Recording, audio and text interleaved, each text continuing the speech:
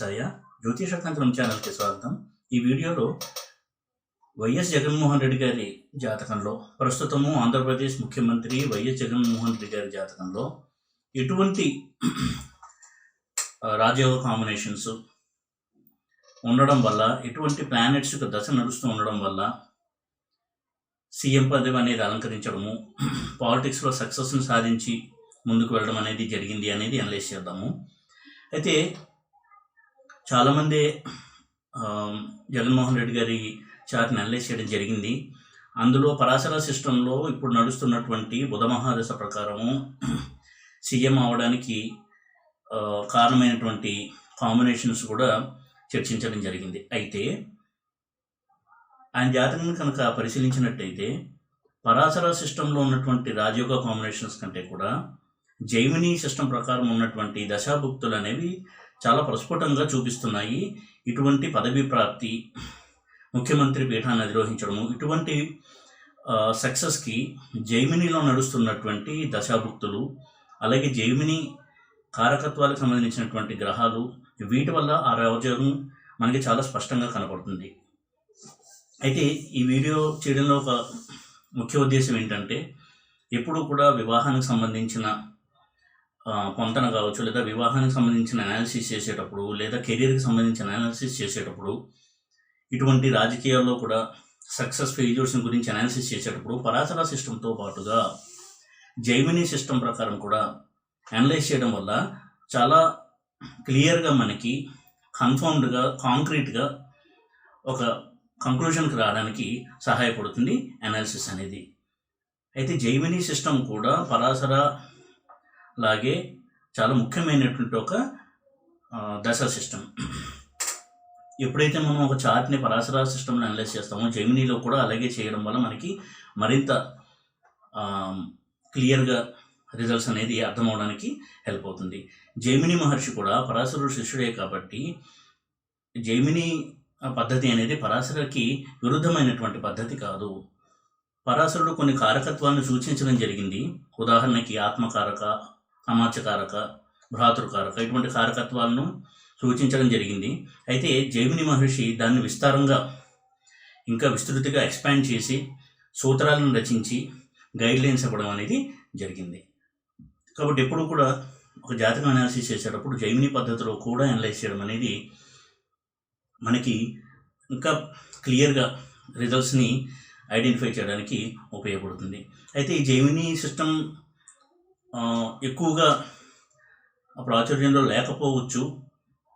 అయితే కొంతమందికి జైమిని సిస్టమ్ గురించి కొంత అవగాహన ఉండకపోవచ్చు. అయినా కానీ అది కూడా చాలా అనాలిసిస్లో ఉపయోగపడిన ఒక సిస్టమ్ కూడా, దాన్ని నేర్చుకోవడం కూడా పెద్ద కష్టమేమి కాదు. అయితే ఎక్కువ చార్ట్స్ని అనలైజ్ చూస్తూ ఉండడం వల్ల జైమిని ప్రకారం కూడా ఏ విధంగా అనలైజ్ చేయొచ్చు అనేది మనకి అర్థమవుతుంది. అయితే ఈ సందర్భంలో జగన్మోహన్ రెడ్డి గారి జాతక చక్రాన్ని, చార్ట్ని తీసుకుని పరాశర సిస్టంలో ఆయనకి జరిగిన ఈవెంట్స్ని పరాశర సిస్టమ్ ప్రకారం ఏ విధంగా మనం అనాలిసిస్ చేయొచ్చు, అలాగే జైమిని సిస్టమ్ ప్రకారం ఏ విధమైనటువంటి కాంబినేషన్స్ వల్ల ఈవెంట్స్ జరిగాయి అనేది క్లుప్తంగా డిస్కస్ చేసి ఏ విధంగా జైమిని సిస్టమ్ కూడా సహాయపడుతుంది ఒక రిజల్ట్ని కన్ఫర్మ్ చేసుకోవడంలో అనేది అర్థం చేసుకునే ప్రయత్నం చేద్దాము. ఇక్కడ కనుక చూసినట్టయితే వైఎస్ జగన్మోహన్ రెడ్డి గారి హారోస్కోప్ ఇది. ఆయనది కన్యా లగ్నము, 2వ ఇంట కుజుడు, 3వ ఇంట బుధ శుక్ర, అలాగే గుళికా మాంది, ఘటిక లగ్నం కూడా 3వ ఇంట్లోనే ఉంది. 4వ ఇంట రవి, గురు, రాహు, A2 A4 అంటే ధనారూఢము, చతుర్థారూఢము, ఈ రెండు కూడా ధనస్సులో ఉన్నాయి. 4వ ఇంట. 5వ ఇంట ఆరూఢ లగ్నము, 6వ ఇంట శ్రీలగ్నము కుంభంలో, అలాగే మేషంలో 8వ ఇంట ఉపపాద లగ్నము A10 A8, భాగ్యంలో వృషభంలో శని A9 A11, అలాగే 10th హౌస్లో చంద్రకేతువులు, లాభంలో 11th హౌస్లో హోర లగ్న, 12th హౌస్లో సింహంలో A6, లగ్నంలోనే A3 A5 A7. అయితే ఇక్కడ ఉదాహరణకి A3 అంటే ఏంటి, A5 అంటే ఏంటి అలాగే A6 అంటే ఏంటి అనేది చూద్దాము. ఇవి జైమిని ఆరూఢాలు. ఉదాహరణకి A6 కనుక చూసినట్టయితే లగ్నం నుంచి 6వ ఇల్లు ఏంటి అని చూసుకోవాలి. లగ్నం వచ్చి కన్యా లగ్నము, 6వ ఇల్లు కుంభము, దానికి అధిపతి శని. కాబట్టి కుంభం నుంచి శని ఎన్నో ఇంట్లో ఉన్నాడు అనేది కౌంట్ చేయాలి. కుంభం నుంచి 1 2 3 4 4th హౌస్లో శాటర్న్ వృషభంలో ఉన్నాడు. కాబట్టి వృషభం నుంచి 4 హౌసెస్ కౌంట్ చేయాలి. వృషభము, మిథునము, కర్కాటకము, సింహము. సింహం అనేది షష్ఠారూఢం అవుతుంది. 6th హౌస్కి ఆరూఢము. ఈ విధంగా ప్రతి హౌస్కి కూడా ఆరూఢాన్ని కనుక్కోవాలి. అయితే 12th హౌస్ యొక్క ఆరూఢానికి ఉపపాద లగ్నము అని పేరు. ఇక ఈయన చార్ట్ని పరాశర సిస్టంలో కనుక అనలైజ్ చేసినట్టయితే లగ్నానికి 3rd హౌస్లో బుధ శుక్ర ఉండడము, అందులో ఘటిక లగ్నం ఉండడం అనేది చూడొచ్చు. ఈయనకి లగ్నాధిపతి యోగకారకుడు, భాగ్యాధిపతి అయినటువంటి శుక్రుడితో కలిసి 3rd హౌస్లో ఉన్నాడు. ఉండి భాగ్యాన్ని చూస్తున్నాడు, వృషభాన్ని. ఇది ఒక రాజయోగంగా చెప్పచ్చు. అయితే ఈయనకి చీఫ్ మినిస్టర్షిప్ అనేది దొరికింది మాత్రము ఆ పదవిని నేను అలంకరించింది బుధ మహాదశలో, బుధ అంతర్దశలో. అయితే బుధుడు ఇంత రాజయోగం ఎలా ఇవ్వగలిగాడు అని చూసినట్టయితే మనకి అంత క్లూస్ కనపడవు పరాశర సిస్టంలో. ఎందుకంటే లగ్నాధిపతి తృతీయంలో భాగ్యాధిపతితో ఉండడం మంచి రాజయోగమే, కానీ దానివల్ల సీఎం వంటి పదవి రావడం ఎంతవరకు మనకి బలం ఉంది అనేది అనలైజ్ చేయడానికి ఎక్కువ క్లూస్ దొరకపోవచ్చు. అలాగే ఇతర ధనయోగాలు అవి కూడా బాగానే ఉన్నాయి. ఈయనకి చతుర్థంలో చతుర్థాధిపతి గురువు ఉండడము రవితో కలిసి, అది కూడా జనాకర్షణ, పబ్లిక్లో మంచి ఫాలోయింగ్ ఇవన్నీ తీసుకురావడానికి ఉపయోగపడుతుంది. అయితే కన్యా లగ్నానికి గురువు 4th హౌస్లో ఉన్నప్పటికీ కూడా హంసయోగాన్ని పరిపూర్ణంగా ఇవ్వడు. ఎందుకంటే కామన్ సైన్ అన్నిటికీ కూడా, ఉదాహరణకి కన్య, అలాగే ధనస్సు, మీనం, మిథునం, వీటికి గురువు ఉభయ కేంద్రాధిపత్యం తీసుకుంటాడు. కాబట్టి ఆ లగ్నాలకి గురువు పరిపూర్ణంగా హంసయోగం అనేది ఇవ్వడు. అయితే ఈయనకి 4th హౌస్లో 4th లాట్ ఉండడము, అది రవితో కలిసి ఉండడం అనేది ఒక పబ్లిక్ ఫాలోయింగు ఇలాంటివన్నీ ఇవ్వడానికి చాలా బాగా సహాయపడుతుంది. ఇక ఆయన యొక్క కారకత్వాలు కనుక చూసినట్టయితే అవి కూడా కింద చూపించడం జరిగింది. ఒక హారోస్కోప్లో ఏ ప్లానెట్ అయితే ఎక్కువ డిగ్రీలు ట్రావెల్ చేస్తుందో ఆ రాశిలో అది ఆత్మకారక ప్లానెట్గా చెప్పబడుతుంది. ఆ విధంగా చూసినట్టయితే కుజుడు 29 degrees ట్రావెల్ చేశాడు తులలో, కాబట్టి కుజుడు ఆత్మకారక ప్లానెట్ అవుతాడు. అలాగే శని ఆ తర్వాత 20 degrees ట్రావెల్ చేశారు కాబట్టి అమాత్యకారక. ఈ విధంగా మనం కారకత్వాల్ని నోట్ చేసుకోవాలి. ఇక జైమిని సిద్ధాంతంలో యోగదా ప్లానెట్ అనే ఒక సిద్ధాంతం ఉంది. యోగదా ప్లానెట్ అంటే ఏంటి అని కనుక చూసినట్టయితే ఇక్కడ నేను ఎక్స్ప్లెయిన్ చేస్తాను. ఒక హారోస్కోప్లో జన్మలగ్నంతో పాటుగా కొన్ని స్పెషల్ లగ్నాస్ ఉంటాయి. వాటిలో హోర లగ్న, ఘటిక లగ్న, శ్రీ లగ్న, ఇటువంటి లగ్నాలు స్పెషల్ లగ్నాస్గా చెప్పబడతాయి. వాటికి రాజయోగాన్ని ఇచ్చేటువంటి కెపాసిటీ ఉంటుంది. అయితే శ్రీలగ్నం ఎలా క్యాలిక్యులేట్ చేయాలి, హోర లగ్నం ఎలా క్యాలిక్యులేట్ చేయాలి, ఘటిక లగ్నం ఎలా క్యాలిక్యులేట్ చేయాలి అనేది ఆల్రెడీ నేను ఒక వీడియోలో చెప్పడం జరిగింది, అది చూడగలరు. ఇక ఈయన చాటుకు వచ్చినట్టయితే హోర లగ్న కర్కాటకంలో ఉంది, ఘటిక లగ్న 3rd హౌస్లో వృశ్చికంలో ఉంది, శ్రీలగ్నం కుంభంలో 6th హౌస్లో ఉంది. ఇందులో హోరలగ్న శ్రీలగ్న అనేది ధనయోగాలకి, పాపులారిటీకి, వీటికి సంబంధించిన రిజల్ట్స్ ఇవ్వడంలో చాలా అద్భుతంగా పనిచేస్తాయి. అయితే ఘటిక లగ్న అనేది ఒక పవర్ని, స్టేటస్ని, స్టార్డమ్ని, ఒక పదవీ ప్రాప్తి ఇవన్నీ ఇవ్వడానికి ఘటిక లగ్న అనేది ఉపయోగపడుతుంది. అయితే జైమినిలో ఎప్పుడూ కూడా గ్రహ దృష్టి కాకుండా రాశి దృష్టి అనేది ఉంటుంది.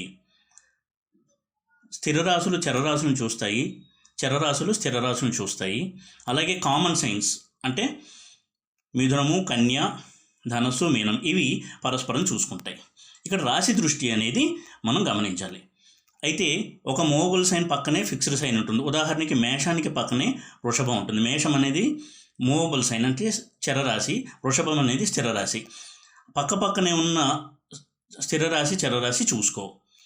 ఈ విధంగా చూసినట్టయితే మేషం అనేది సింహాన్ని చూస్తుంది, అలాగే వృశ్చికాన్ని చూస్తుంది, కుంభాన్ని చూస్తుంది. ఈ విధమైనటువంటి ఒక కాన్సెప్ట్లో ఏదైనా ఒక రాశిని 2 స్పెషల్ లగ్నాస్ లేదా 2 లేక అంతకంటే ఎక్కువ స్పెషల్ లగ్నాస్ కనుక చూసినట్టయితే ఆ రాశి యోగద రాశిగా, అందులో ఉండేటువంటి ప్లానెట్స్ యోగద ప్లానెట్స్గా పిలువబడతాయి. అలాగే ఆ రాశి అధిపతి కూడా యోగద ప్లానెట్గా కొంతవరకు వ్యవహరిస్తాడు. ఈ విధంగా చూసినట్టయితే హోరలగ్నంలో ఉన్నటువంటి ఈ కర్కాటకంలో హోరలగ్నం ఉంది. కర్కాటకము వృశ్చికాన్ని చూస్తుంది, అలాగే వృశ్చికంలో ఘటిక లగ్నం ఉంది. అంటే ఈ 2 లగ్నాలు ఒక రాశి మీద పనిచేస్తున్నాయి. అందులో బుధుడు ఉన్నాడు. ఆ విధమైనటువంటి బుధుడు ఎప్పుడైతే మహాదశ స్టార్ట్ అవుతుందో ఆ బుధుడికి యోగదా ప్లానెట్ అని పేరు. పరాశరలో ఎలా అయితే యోగ కారక అంటామో జైమినిలో యోగదా ప్లానెట్ అంటాం. ఈ యోగదా ప్లానెట్ యొక్క దశ ఎప్పుడైతే నడుస్తుందో వారికి పదవీ ప్రాప్తి, అలాగే మూవీ ఫీల్డ్లో ఉన్న వారికి సడన్గా స్టార్డమ్, ఒక అమితాబ్ బచ్చన్, రజనీకాంత్, ఎన్టీఆర్ ఇటువంటి వారికి ఇవన్నీ రావడానికి సహాయపడుతుంది. ఇక్కడ చూసినట్టయితే ఘటిక లగ్నం ఉన్నటువంటి వృశ్చికంలోనే బుధుడు శుక్రుడు ఉండడం కూడా జరిగింది. ఇది ఒక ముఖ్య కారణం. బుధ మహాదశ స్టార్ట్ అయినప్పుడు ఎందుకు ఆయనకి సీఎం పదవి అనేది లభించింది అని మనం అనలైజ్ చేసినట్టయితే. ఇటువంటి అనాలిసిస్ పరాశరాలో చేయడం అనేది కొంచెం కష్టసాధ్యం. డివిజనల్ చార్ట్స్ ఇవన్నీ స్టడీ చేస్తే కొంత క్లూ దొరకచ్చు, కానీ జైమినిలో చాలా క్లియర్గా కనిపిస్తుంది ఇటువంటి రిజల్ట్. ఆ విధంగా చూసినట్టయితే ఇక్కడ ఈయనకి హోర లగ్నము, ఘటిక లగ్నము వృశ్చికం మీద ప్రభావం చూపిస్తుండడం కూడా బుధ మహాదశలో ఆయనకి ఇటువంటి పదవి ప్రాప్తి అనేది లభించింది. ఇక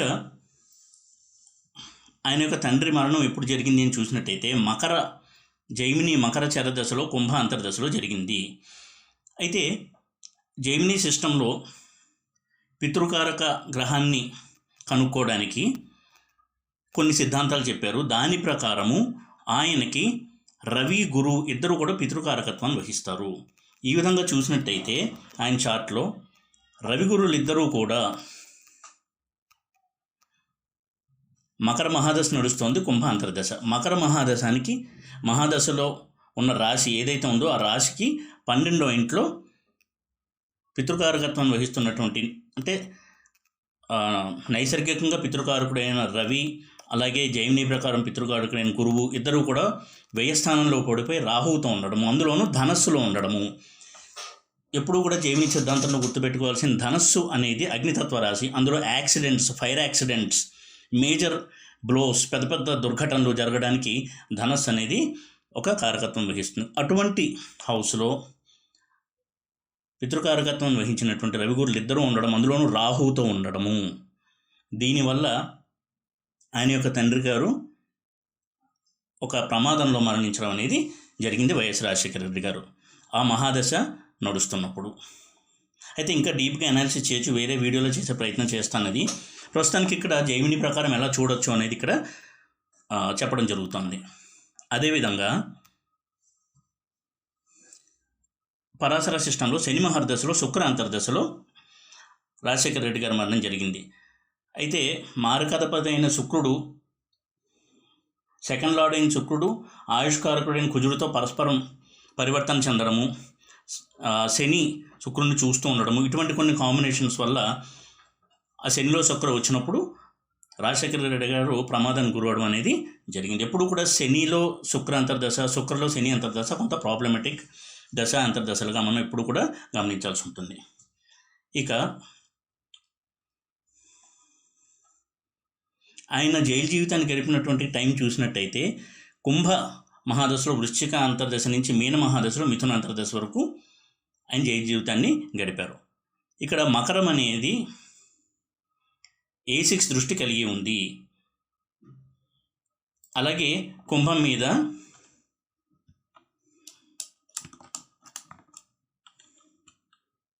A8 దృష్టి ఉంది. ఇక్కడ చూసినట్టయితే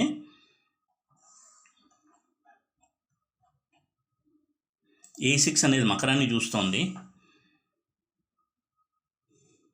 A8 అనేది కుంభాన్ని చూస్తుంది. ఈ రెండు కూడా జైలు జీవితానికి కారణమైనటువంటి ఆరుడాలు కాబట్టి అటువంటి దశాభుక్తిలో ఆయన జైలు జీవితాన్ని గడపడం జరిగింది. పరాశర సిద్ధాంతం ప్రకారం శనిలో చంద్రుడి నుంచి శనిలో కుజ, ఆ పీరియడ్లో ఆయన కొంత కారాగార వాసన అనేది చేయడం జరిగింది. దానికి కూడా 6th లార్డ్ అయిన శని మహాదశలో చంద్ర అంతర్దశలో స్టార్ట్ అయ్యి కుజ అంతర్దశలో అది ముగిసింది. ఇక్కడ కూడా వ్యయాధిపతి అయిన రవి రాహుతో కలిసి చంద్రుడిని చూస్తూ ఉండడము అనేది మనం గమనించవచ్చు. ఇక్కడ వ్యయాధిపతి అయినటువంటి రవి రాహుతో కలిసి ఇక్కడ చంద్రుడిని చూస్తూ ఉండడం పరస్పరము. ఇది పరాశర సిస్టమ్ ప్రకారము మనకి క్లూ ఇస్తుంది ఎందుకు ఈయనకి ఇటువంటి కొంత అన్హ్యాపీ ఇన్సిడెంట్ అనేది జరిగింది అని. అయితే ఇందాక చెప్పినట్టుగా ఆయన బుధ మహాదశలో బుధ అంతర్దశలో చీఫ్ మినిస్టర్ అవ్వడం జరిగింది. జైమిని చరదశ ప్రకారం మేష మహాదశలో వృశ్చిక అంతర్దశలో సీఎం అవ్వడం జరిగింది. ఇక్కడ మేషాన్ని వృశ్చికాన్ని కనుక చూసినట్టయితే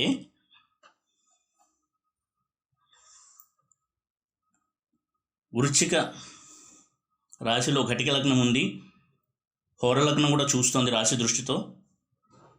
అటువంటి రాశి యొక్క అంతర్దశ ఆ రాశి వృశ్చిక మేషరాశిని చూస్తోంది రాశి దృష్టితో. కాబట్టి మేష మహాదశలో వృశ్చిక అంతర్దశ ఎప్పుడైతే వచ్చిందో యోగద ప్లానెట్ ఉన్నటువంటి మెర్క్యూరీ అంటే బుధుడు యొక్క అంతర్దశ, అలాగే యోగద రాశి అయినటువంటి వృశ్చిక అంతర్దశలో ఆయన సీఎం అవడం జరిగింది. ఈ విధంగా జైమిని ద్వారా మనకి చాలా క్లియర్గా ఇండికేషన్స్ అనేవి దొరుకుతాయి. ఇటువంటి పదవి ప్రాప్తి, సడన్ సక్సెస్ ఇవన్నీ ఏ విధంగా వచ్చాయి అని తెలుసుకోవడానికి చాలా మటుకు హెల్ప్ అవుతుంది.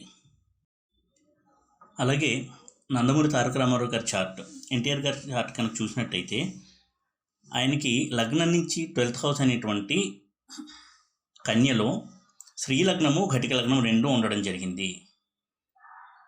ఈ విధంగా 2 లగ్నాలు అందులో ఉండడము, అందులో శని ఉండడం చేత శని యోగద ప్లానెట్గా వ్యవహరింపబడ్డాడు.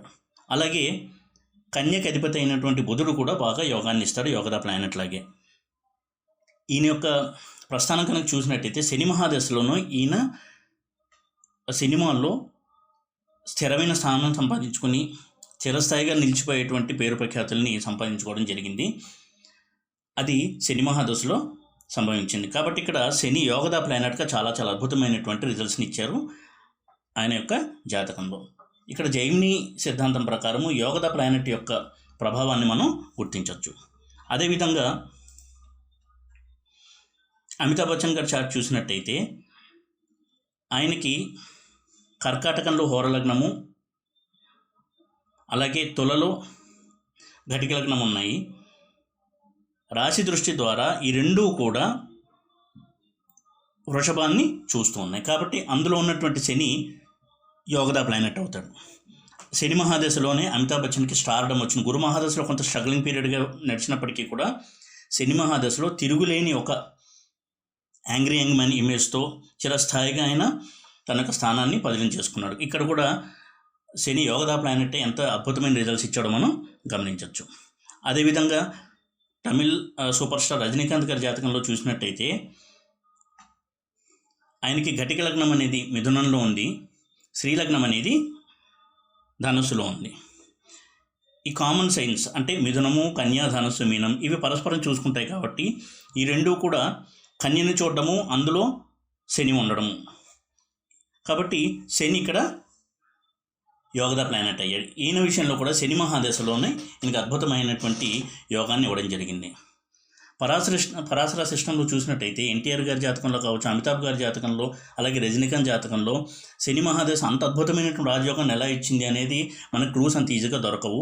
ఎందుకంటే ఒక శశయోగంలో శని లేడు, అటువంటి శని మహాదశ నడుస్తున్నప్పటికీ కూడా, లేదా అటువంటి విపరీతమైన రాజయోగంలో కూడా లేడు. ఇక్కడ మనకి క్లూ ఇచ్చేది జైమిని యోగద ప్లానెట్ యొక్క అనాలిసిస్ కనుక చేసినట్టయితే మనకి క్లూ దొరుకుతుంది. ఈ విధంగా జగన్మోహన్ రెడ్డి గారి చార్ట్ని కనుక చూసినట్టయితే యోగద ప్లానెట్ యొక్క ప్రాముఖ్యత ఏంటి అనేది మనకి అర్థమవుతుంది. చాలామంది ఫేమస్ పర్సనాలిటీస్ యొక్క జాతకాన్ని కనుక చూసినట్టయితే, ఉదాహరణకి నందమూరి తారక రామారావు గారు, అలాగే బాలీవుడ్ సూపర్ స్టార్ అమితాబ్ బచ్చన్, అలాగే తమిళ్ సూపర్ స్టార్ రజనీకాంత్, వీరికి యోగద ప్లానెట్ అంటే యోగద గ్రహం యొక్క దశ నడిచినప్పుడు చాలా అద్భుతమైనటువంటి స్టార్డమ్ అనేది రావడం జరిగింది. అది పరాశర సిస్టంలో అంత క్లియర్గా మనకి అర్థం కాదు. ఆ ప్లానెట్ యొక్క దశలో ఇంత రాజయోగం ఎందుకు కలిగింది అని కనుక మనం అనలైజ్ చేసినట్టయితే. కాబట్టి జెమిని సిస్టంలో కారకత్వాలు, ఆరుఢాలు, యోగద గ్రహాలు, శ్రీలగ్నము, హోరలగ్నము, ఘటిక లగ్నము, వీటిని కూడా పరిశీలన చేసి ఎంతవరకు యోగవంతమైనటువంటి ఫలితాలు కలుగుతాయి ఆ దశలో అనేది అర్థం చేసుకోవడం వల్ల మరింత మనకి క్లారిటీగా రిజల్ట్స్ అనేవి అర్థం అవడానికి అవకాశం ఉంటుంది. ఈ వీడియో కనుక మీకు నచ్చినట్టయితే లైక్ చేసి, షేర్ చేసి, సబ్స్క్రైబ్ చేయండి. ఓం నమో వెంకటేశాయ.